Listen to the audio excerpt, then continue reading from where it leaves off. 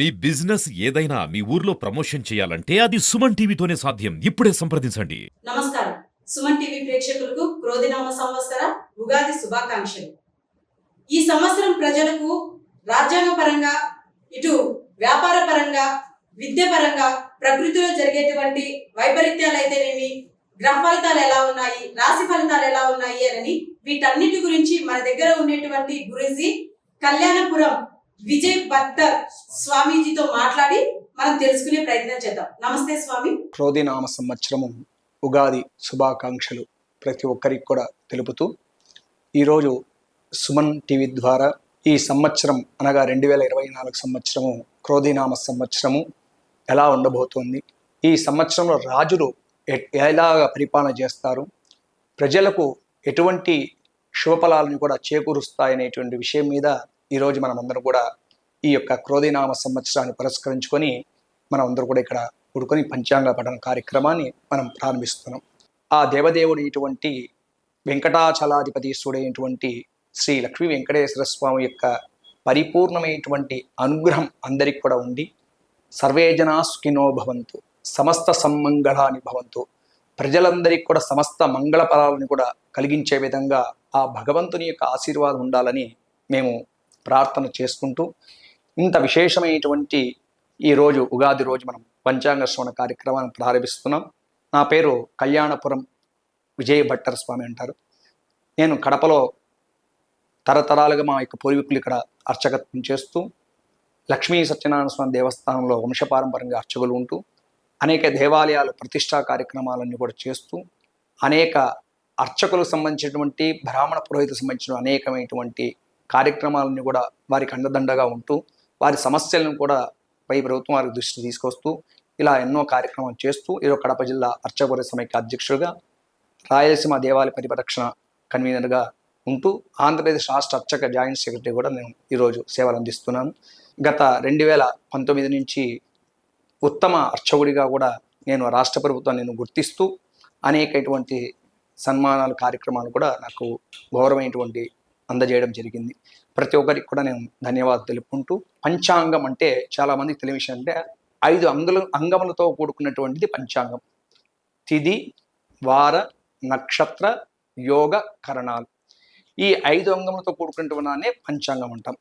మనం ఏదైనా ఒక శుభకార్యాలు తీసుకున్నా, ఏదైనా ఒక పని ప్రారంభించాలన్నా కూడా మనం ముఖ్యంగా చూసేది ఆ రోజు తిథి, వార, నక్షత్ర, రాహుకాలము, యమగటికము ఇటువంటి కాలాలని కూడా చూసుకొని మనము కార్యక్రమాన్ని ప్రారంభిస్తాం. ఇందులో భాగంగా ఈ సంవత్సరం క్రోధినామ సంవత్సరం మంగళవారంతో ప్రారంభమవుతోంది. ఈ మంగళవారం వచ్చి అధిపతి కుజుడు.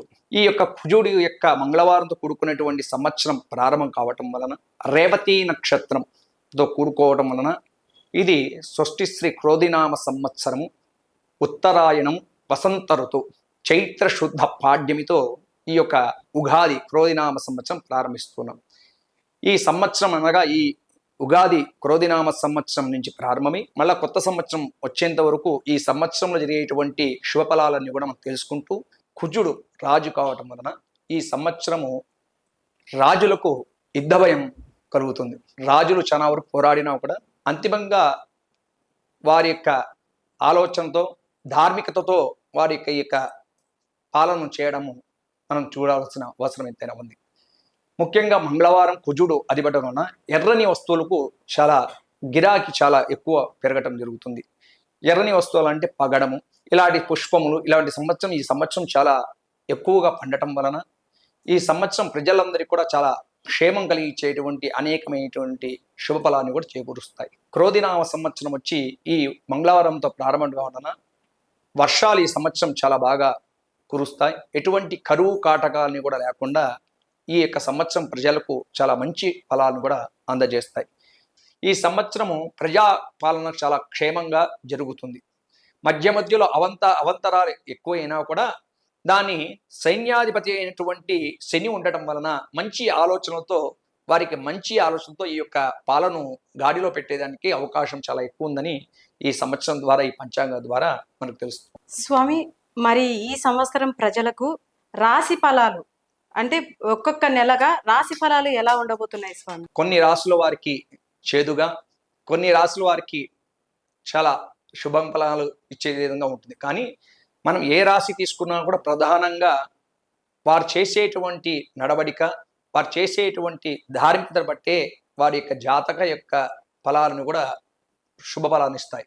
మేషరాశి అశ్వని, భరణి, కృత్తిక ఈ 3 నక్షత్రాలు ఆదాయం వచ్చి 8, అంటే లాభం 8, వ్యయం 14, అంటే సగానికి సగము లాభం ఎంత ఉంటుందో ఖర్చు కూడా అంతే ఉంటుంది. రాజ్య పూజ్యం 4, అవమానం 3, అంటే గౌరవ మర్యాదలు సంఘంలో చాలా వరకు బాగుంటుంది. ప్రధానంగా తీసుకుంటే అశ్వని నక్షత్రం 1, 2, 3, 4 పాదాలు ఈ ఏడాదంతా కూడా సానుకూలంగా ఉంటుంది. ఎంత ఇబ్బందులున్నా మధ్యలో కొద్దిగా వారికి అనుకూలమైనటువంటి యొక్క ఫలాలు కూడా చేకూరుతాయి. ముఖ్యంగా వారి కుటుంబంలో శుభమైనటువంటి పరిమాణాలు సంభవించడము, అలాగే మాటా పట్టింపులతో ఎక్కువ వారి ముందుకు వెళ్ళడం వలన కొన్ని ఇబ్బందికరమైనటువంటి పరిస్థితులు తెచ్చుకునే అవకాశం ఉన్నా కూడా వీరు ముఖ్యంగా లలితా సహస్రనామం పారాయణము, దేవతా ఆరాధన చేయడం చాలా ఫలాన్ని వాళ్లకు మంచి చేకూరుతుంది. ముఖ్యంగా అశ్వని నక్షత్రం వాళ్లకు మేషరాశిలో. ఇందులో భరణి నక్షత్రం వాళ్ళు కూడా ముఖ్యంగా సుబ్రహ్మణ్య ఆరాధన, అలాగే నాగదేవతలకు సంబంధించినటువంటి దత్తాత్రేయ పూజలు చేయడం వలన, కృత్తికా నక్షత్రం వాళ్ళు ఈశ్వరునికి అభిషేకము, శివారాధన, అలాగే సుబ్రహ్మణ్యకు సంబంధించినటువంటి స్వామికి సంబంధించినటువంటి ఆరాధన చేయడం వలన ఈ మేషరాశి వాళ్లకు చాలా ఉత్తమమైనటువంటి ఫలాలు అవుతాయి. మేషరాశి వాళ్ళు చూసుకుంటే ఈ సంవత్సరం చాలా వరకు యోగంగా ఉంటుందని ఈ పంచాంగ ద్వారా మనం తెలుపుతూ, ఈ వృషభ రాశి వచ్చి కృత్తిక, రోహిణి, మృగశిర ఈ 3 నక్షత్రాలు కూడుకుంటే ఆదాయం 2, వ్యయం 8, అంటే ఆదాయం 2, ఖర్చు 8, రాజ్యపూజ్యం 7, అవమానం 3. ఈ సంవత్సరం వీరికి కొద్దిగా ఇబ్బందికరమైనటువంటి పరిస్థితులే వృషభ రాశి వాళ్లకు కలగజేస్తాయి. 10వ స్థానంలో శనేశ్వరుని యొక్క గ్రహస్థితి ఉండటం వలన ఈ రాశి వాళ్ళకు ముఖ్యంగా ఇంటా బయట మంచి పేరు సంపాదించినా కూడా వారికి ఆర్థికమైనటువంటి ఇబ్బందులు కలగజేసేటువంటి అవకాశాలు పూర్తిగా ఉన్నది. దక్షిణామూర్తి సంబంధించినటువంటి పూజా విధానాలు కానివ్వండి, లక్ష్మీదేవి ఆరాధనలు కానివ్వండి, దత్తాత్రేయునికి సంబంధించినటువంటి లేదా దక్షిణామూర్తి సంబంధించినటువంటి ఆరాధన చేయడం వలన ఈ వృషభ రాశి వాళ్లకు ఈ సంవత్సరం మేలు జరిగే అవకాశాలు చాలా ఎక్కువ ఉన్నాయి. ఈ మిథున రాశి మృగశిర నక్షత్రం, ఆరుద్ర, పునరుసు ఈ 3 నక్షత్రాలతో కూడుకున్నటువంటి మిథున రాశి. దానికి సంబంధించినటువంటి ఇప్పుడు మన రాష్ట్రాన్ని పాలిస్తున్న రాజు కూడా ఈరోజు ఆరుద్ర నక్షత్రం, మిథున రాశి వారిది కూడా ఈ సంవత్సరము ఒక రకంగా తీసుకుంటే 9వ స్థానంలో శనేశ్వరుని యొక్క ఫలం వలన చాలా యోగమైనటువంటి శుభఫలాలు చేకూర్చినా కూడా కొద్దిగా ఇబ్బందులు కలిగజేసేటువంటి అవకాశాలు కూడా ఉన్నాయి. ఈ మిథున రాశి వాళ్ళు సుబ్రహ్మణ్య స్వామికి సంబంధించి ఆరాధన, అలాగే విష్ణు సహస్రనామ పారాయణాలు, అలాగే సుబ్రహ్మణ్య ఆరాధన చేస్తూ గోవుకు సంబంధించినటువంటి సేవలు చేసుకోవటం వలన ఈ మిథున రాశి వాళ్లకు చాలా బాగుంది ఈ సంవత్సరం. ఈ కర్కాట రాశి వాళ్ళకు వచ్చి పునరుసు, పుష్యమి, ఆశ్లేష ఈ 3 నక్షత్రాలతో కూడుకున్నది.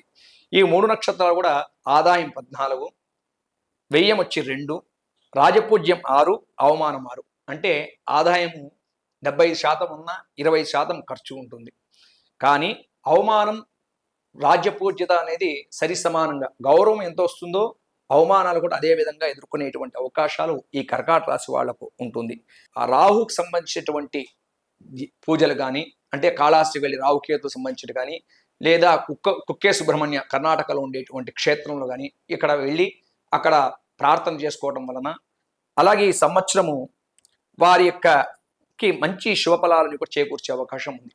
ఆ రాహుకేతు సంబంధించినటువంటి ఆరాధన చేసుకోవడం వలన ముఖ్యంగా ఈశ్వరునికి సంబంధించినటువంటి అభిషేకాలు, నరసింహస్వామికి సంబంధించినటువంటి క్షేత్ర దర్శనాలు, నరసింహస్వామికి సంబంధించినటువంటి స్తోత్ర పాఠాలు, అలాగే ఈ సంవత్సరము దుర్గాదేవికి సంబంధించినటువంటి గణపతి యొక్క ఆరాధన చేసుకోవడం వలన ఈ కర్కాట రాశి వారికి చాలా ఉత్తమోత్తమంగా ఫలాలన్నీ కూడా కలుగజేస్తాయని ఈ పంచాంగ ద్వారా తెలుస్తూ, ఈ కర్కాట రాశి వాళ్ళు ముఖ్యంగా విష్ణు సహస్రనామ పారాయణము, నిత్యం నరసింహస్వామి క్షేత్ర దర్శనం చేయడం వలన సమస్త శుభఫలాన్ని కూడా కలుగజేస్తాయి. సింహరాశి, ఈ సింహరాశికి వచ్చేసరికి మక, పుబ్బ, ఉత్తర 3 నక్షత్రాలతో కూడుకుని ఆదాయం 2, వ్యయం 14, రాజ్యపూజ్యం 2, అవమానం 2, అనగా టోటల్ ఈ సింహరాశి వాళ్ళకి సంవత్సరం అంత యోగంగా లేదని చెప్పవచ్చు పూర్తిగా. అంటే ఇక్కడ ఆదాయం లేకపోయేసరికి మనకు లేదని చెప్పడానికి లేదు, కానీ భగవంతుని యొక్క అనుగ్రహం దైవబలం ఖచ్చితంగా ఈ రాశి వాళ్ళకు ఉండటం వలన ఈ రాశి వాళ్ళు ముఖ్యంగా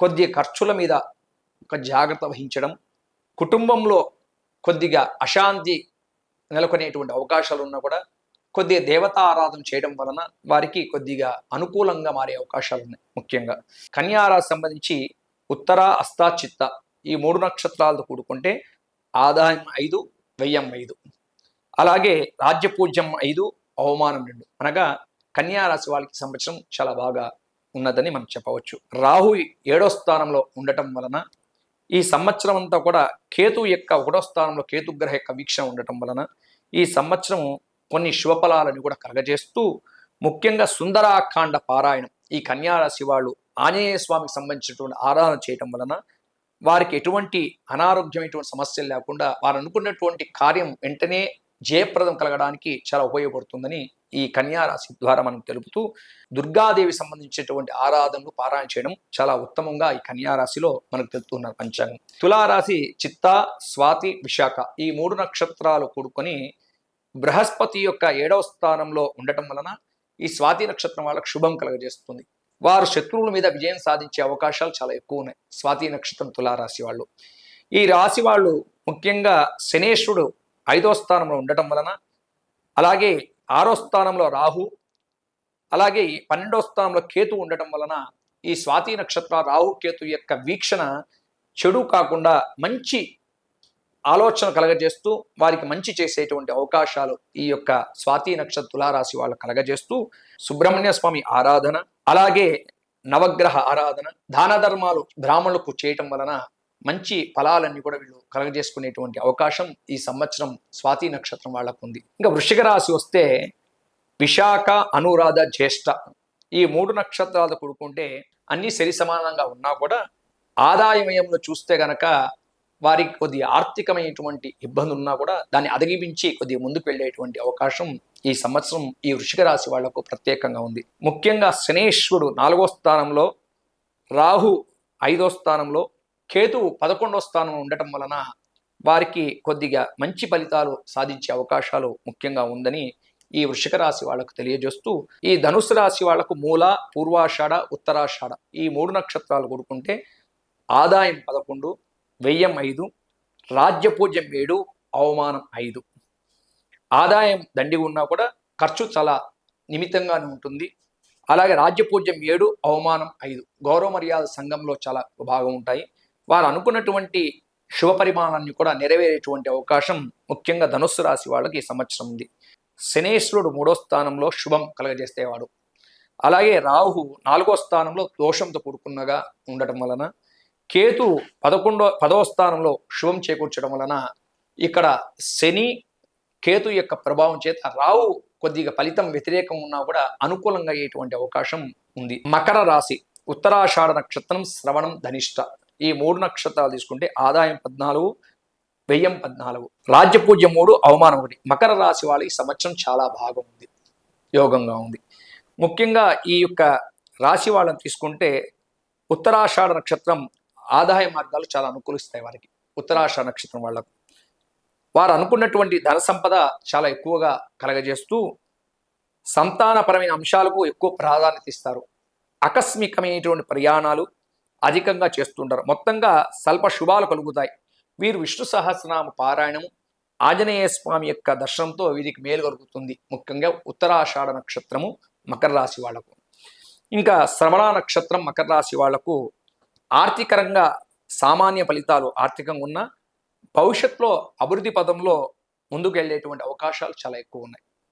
ఈ శ్రవణ నక్షత్రం దత్త చరిత్ర పారాయణ చేయటం వలన అనేకమైనటువంటి తీపి పదార్థాలు అనగా మనకు ఏదైనా స్వీట్, తీపి పదార్థం, బెల్లము, చక్కెర ఇలాంటివి దానం బ్రాహ్మణులకు చేయటం వలన వారికి ఆయుష్ వృద్ధి పెరిగి అనుకున్నటువంటి ఫలాలను కూడా కలగజేసి నరఘోష జరుగుతుంది దీనివలన. ధనిష్ట నక్షత్రము అన్ని విధాలా వారికి అనుకూలం ఉన్నా కూడా వృధా ప్రయాస వలన వారికి అనేక సమస్యలు, మానసిక అశాంతి ఎక్కువ కలగడం వలన దుర్గాదేవి ఆరాధన, గణపతి యొక్క పూజా విధానాలతో వారి శుభాలన్నీ కూడా కలగజేస్తాయని ఈ మకర రాశి, శ్రవణ నక్షత్రం, ఉత్తరాషాఢ, ధనిష్ట నక్షత్రంతో తెలుపుతూ, అలాగే కుంభరాశి ఈ సంవత్సరం క్రోధినామ సంవత్సరం కుంభరాశి వాళ్ళు ధనిష్ట నక్షత్రం, శతభిషం, పూర్వాభాద్ర ఈ 3 నక్షత్రాలు తీసుకుంటే ఆదాయం 14, వ్యయం 14, రాజపూజ్యం 6, అవమానం 1. కుంభరాశి వాళ్ళకి సంవత్సరం అన్ని రాశుల కన్నా చాలా బాగా ఉందని దీని ద్వారా మనం తెలుపుతూ ఈ సంవత్సరం అంతా కూడా కొద్ది ఎక్కువ కష్టపడినా కూడా అనుకున్నటువంటి కార్యం వాళ్ళకి ఖచ్చితంగా ఫలం కలుగుతుంది. ముఖ్యంగా శనేశ్వరుడు 1వ స్థానంలో ఉండటం వలన దోషం ఉన్నా కూడా రాహు కేతు యొక్క 8వ స్థానం 2వ స్థానం యొక్క వీక్షణ వలన వారు అనుకున్నటువంటి గమ్యం చాలా త్వరగా చేరుకుంటారు, గమ్యస్థానాన్ని చేరుకుంటారు. ధనిష్ట నక్షత్రంలో వారు విష్ణు సహస్రనామ పారాయణము, దేవతారాధన చేయటం వలన ధనిష్ట నక్షత్రం వాళ్ళు అనుకున్నటువంటి కోరికలు సిద్ధిస్తుంది. అలాగే శతభిష నక్షత్రం కుంభరాశి వాళ్లకు బంధుమిత్రులతో సహకారంతో కార్యసిద్ధి, నూతన వస్తువు యొక్క లాభము, అనేకమైనటువంటి వ్యాపారాల్లో చాలా ఉపయుక్తంగా వాళ్ళకి కలిగి వారు గిరి ప్రదక్షిణాలు అరుణాచలేశ్వరుని యొక్క దర్శనం చేసుకోవడం వలన, గిరి ప్రదక్షిణ చేయడం వలన వారికి శతభిష నక్షత్రం వాళ్ళకు చాలా మంచి చేకూరుతుంది. పూర్వాభాద్ర నక్షత్రము కుంభరాశి వాళ్లకు శారీరకమైనటువంటి శ్రమ అధికము, కుటుంబ సౌఖ్యము, ఆటంకాలు ఎదురైనా అనుకున్నటువంటి కార్యం విజయసిద్ధి కలిగి అనవసరమైనటువంటి కోపతాపాలని కూడా తొలగి దుర్గా గణపతి ఆరాధన, అలాగే కంచు పాత్రలు అనగా రాగి పాత్రలు దానం చేయడం వలన వారు అనుకున్నటువంటి కోరికలన్నీ కూడా సిద్ధిస్తుంది తెలుపుతూ మీనరాశి ఈ సంవత్సరం మీనరాశి తీసుకుంటే పూర్వాభాద్ర, ఉత్తరాభాద్ర, రేవతి ఈ 3 నక్షత్రాలు తీసుకుంటే చాచి చూచు అనకే చా అక్షరంతో వచ్చేటువంటి వాళ్ళకి ఈ సంవత్సరము ప్రధానంగా తీసుకుంటే ఈ సంవత్సరము ముఖ్యంగా రేవతి నక్షత్రం కొద్దిగా మిశ్రమ ఫలితాలు ఉంటాయి. అంటే వారు అనుకున్నటువంటి కార్యము నెరవేరకపోవడము, వారు పట్టుదలతో చాలా పోరాడాల్సినటువంటి అవసరం ఉంటుంది. అలాగే ఎక్కువ ఖర్చు వారికి అధికంగా ఉండడం ఈ సంవత్సరము. వీరు కొద్దిగా ఆంజనేయ స్వామికి సంబంధించినటువంటి ఆరాధనలు, గుమ్మడికాయలు, తెల్లని గుమ్మడికాయలు దానం చేయటం వలన, శనివారం రోజు వీళ్ళు నియమం ఉండటం వలన ఈ ముఖ్యంగా రేవతి నక్షత్రం మీనరాశి వాళ్లకు మంచి జరుగుతుంది. ఈ సంవత్సరం మనం ప్రధానంగా తీసుకుంటే ఈ రాష్ట్రానికి 2 పోటీ పడుతున్నారు ప్రధాన వ్యక్తులు. దాంట్లో ఒకరిది ఆరుద్ర నక్షత్రం, ఒకరిది రేవతి నక్షత్రం మీనరాశి.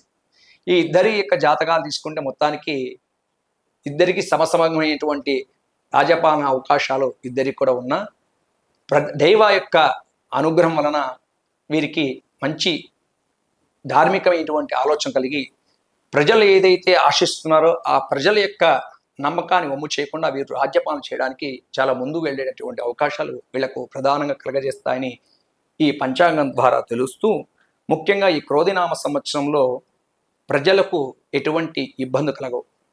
ముఖ్యంగా ప్రకృతి వైపరీత్యమైనటువంటి విషయాలు కూడా ఈ సంవత్సరం పెద్దగా ఎక్కడ జరగవు. మన భారతదేశం ముఖ్యంగా వేరే ఇతర దేశాలతో మధ్యవర్తిగా ఉంటూ ఒక మంచి ఆలోచనపరమైనటువంటి నిర్ణయాలన్నీ కూడా తీసుకుంటూ మన యొక్క దేశంలోనే మంచి ఉత్తమమైనటువంటి అన్ని దేశాల కన్నా భారతదేశం మంచి గుర్తింపు కలుగుతుంది ఈ సంవత్సరం. చూశారు కదండి, ఈ సంవత్సరం ప్రజలకు ఎలా ఉండబోతుంది, వారి రాశి ఫలాలు ఏంటి, ఇటు రాజ్యాంగ పరంగా అయితేనేమి, రాజకీయ పరంగా, విద్య పరంగా, ప్రకృతి పరంగా ఏ విధంగా ఉండబోతుందని గురువు గారి ద్వారా మనమైతే తెలుసుకున్నాము. ఇంతటి విలువైనటువంటి సమాచారాన్ని మాకు అందించినందుకు థ్యాంక్ యూ స్వామి.